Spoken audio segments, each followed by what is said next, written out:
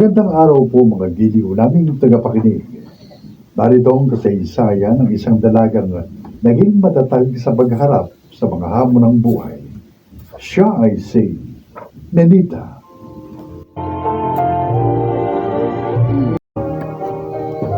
Tatlo kaming magkakapatid na puro babae at ako ang bunso. Ang mga ate ko, maagang nagsipag-asawa. Yun ay dahil ayaw silang pag-aralin ni Itay sa kolehiyo.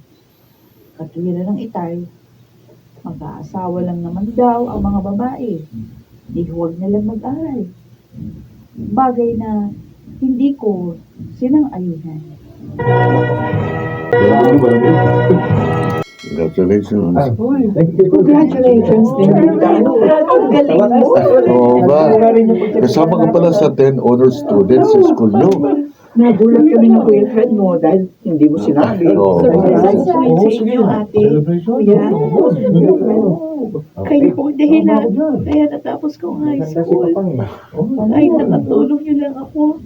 Pumayag kayong ituloy ko yung last year ko sa high school. Kaya salamat po sa inyo. Ano ka ba? Sabi mo ka umiyak. Oo nga. Dapat, puro saya lang tayo ngayon. At dahil dyan, kakain tayo sa restaurant ngayon.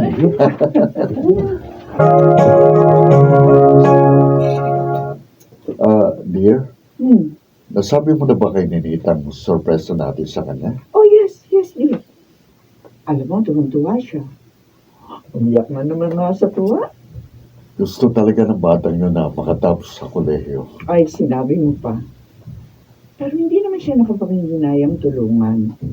Dahil nga mabait, tapat, at masipag pa. Tama ka. Pinatunayan niya yun sa loob ng mahigit 100 taong pagtatrabaho sa atin. At saka matalino pa siya, Fred, ha? Oo nga.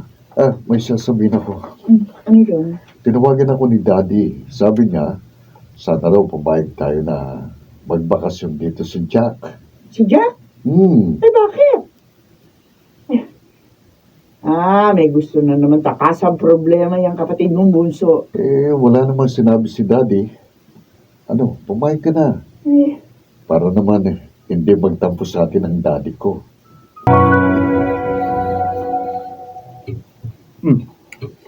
Sarap ng ginawa mong sandwich, Nenita. Salamat po, Kuya Jack. Pwede ba, isa pa? Sige po. Gagawa po uli ako. Teka, sandali lang. Po? Bakit po? Sana naman, Jack na lang itawag mo sa akin. Lakas kasi makatanda pag may kuya eh. Bata pa naman ako. Kapatid po kayo ng amo ko. Kaya ginagalang ko po kayo. Nenita, mas matutuwa ako kung Jack na lang yung itatawag mo sa akin. Para naman maging mas friends tayo, di ba? Nenita. Pakidalahan mo raw ng sandwich ang ate Norma mo. Opo, Kuya. Gagawin ko na po. Ikaw, Jack. Kuya. Hindi ko gusto makatingin mo kay Nenita. Kuya naman, may mata ako, kaya natural. Titingnan ko siya. Huwag kang pilosopo. Mabait si Nenita. Kaya sana, huwag mo siyang pakialaman.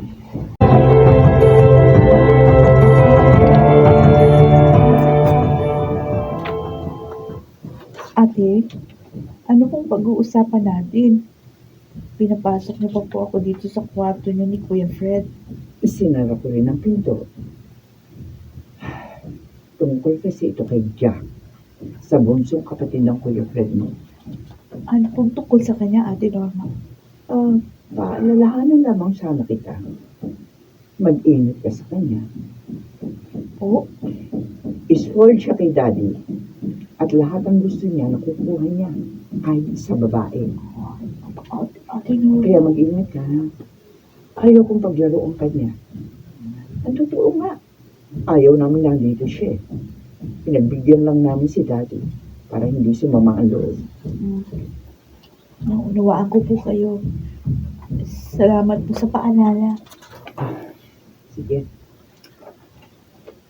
Alam mo kasi ayaw namin mabigo ka sa pangarap mo makapagtapos ng kurso gusto mo.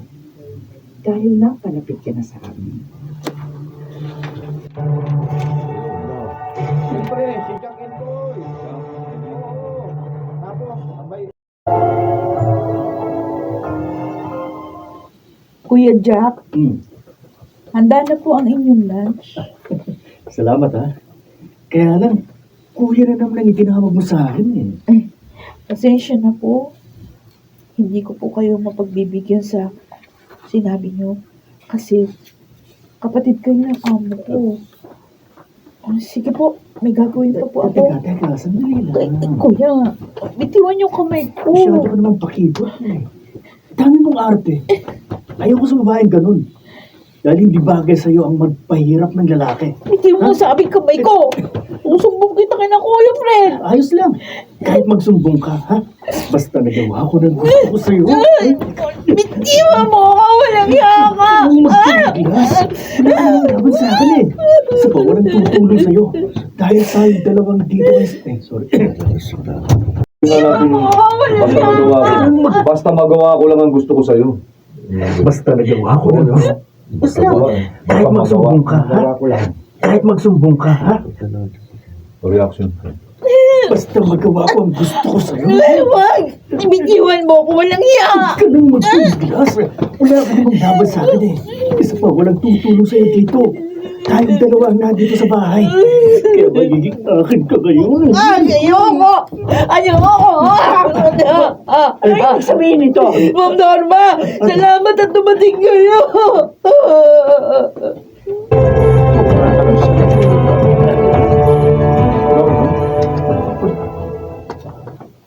Talagang sobra na yan, kapatid mo. Pati katulong natin, Fred, tinangkamang pagsamantalahan. Buwisi talagang lalaking yun. Hindi na ako binigyan ng kahihiyan. Tawagan mo na daddy mo. Isumbong mo siya. Nakakaawa naman si Ninita. Ayun, nanginginig. Yak ng iyak. Tinawagan ko na ang daddy ko. Pauwi na nga niyang lalaking yun. Pero ang problema natin ngayon, kung paano makakalimutan ni Nenita ang nangyari. Talagang problema. Kasi nagsabi siya sa akin kanina. Na ano raw? Gusto na niyang umalis dito. Ha? Oo. Hirapan mang humanap ng katulong na katulad niya. Yun ang nangyari doon na.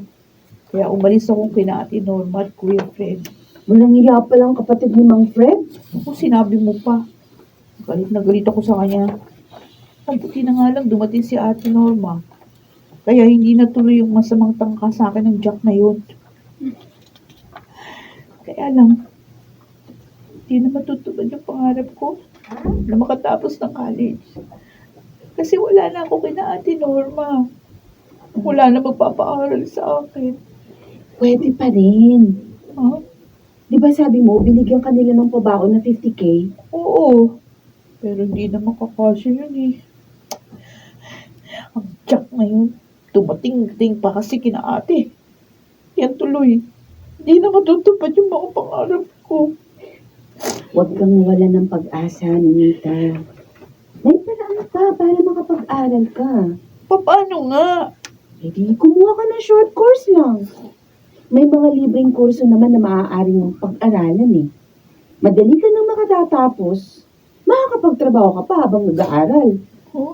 Kumuha ka ng HRM sa TESDA, maganda yun. Oh. Tapos, mag-apply ka sa fast food para may trabaho ka habang nag-aaral. Oo nga, no. Tama ka. Uupa na lang ako ng maliit na kwarto para may matutuluyan ako.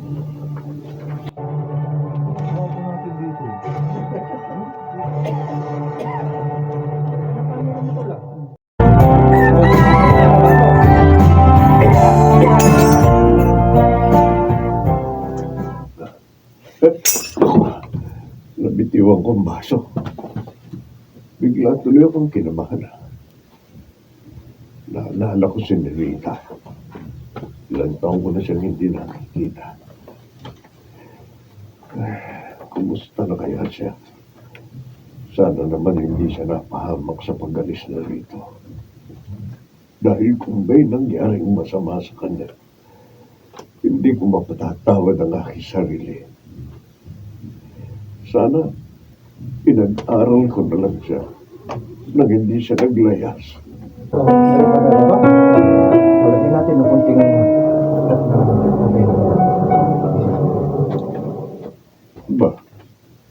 May umintong sasakyan sa tapat nitong bahay. Sino kaya ang sakay nito? Mang Dado! Si Donna. Ang kaibigan ni Nanita. Donna! Ano? Kumusta ka na, Iha? Mukhang Eto po. asenso ka na. May sasakyan ka na. Alalay lang po ako. Sa kaibigan ko po yan. Naging successful sa business yung kaibigan Oh. ko. Kaya akong kinuha niyang assistant. Si Nanita. Kumusta na ang aking anak? Yun po ang dahilan kaya po ako naparito. Isasama ko po kayo sa kanya. Ay, itay. Itay ko. Anak ko. Patahon po.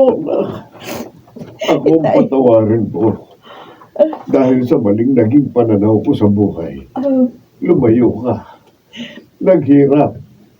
Patawad na. May maganda naman pong nangyari. May restaurant at catering business na po ako ngayon. Ah, At itong malaking bahay na ito, akin na po ito. totoo, anak? Opo. At dito na kayo titira mula ngayon.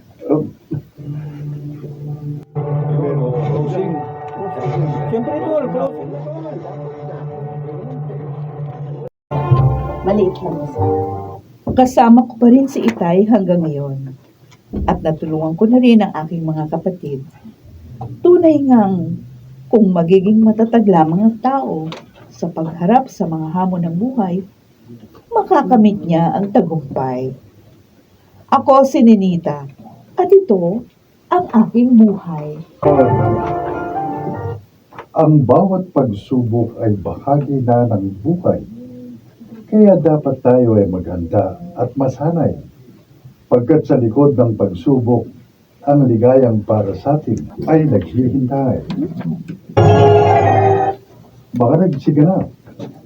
Junel Benavides, Susan Tropez, Phil Cruz, Jeneline de la Cruz, Baynard Landicho, at Rosana Villegas sa papel na Nanita.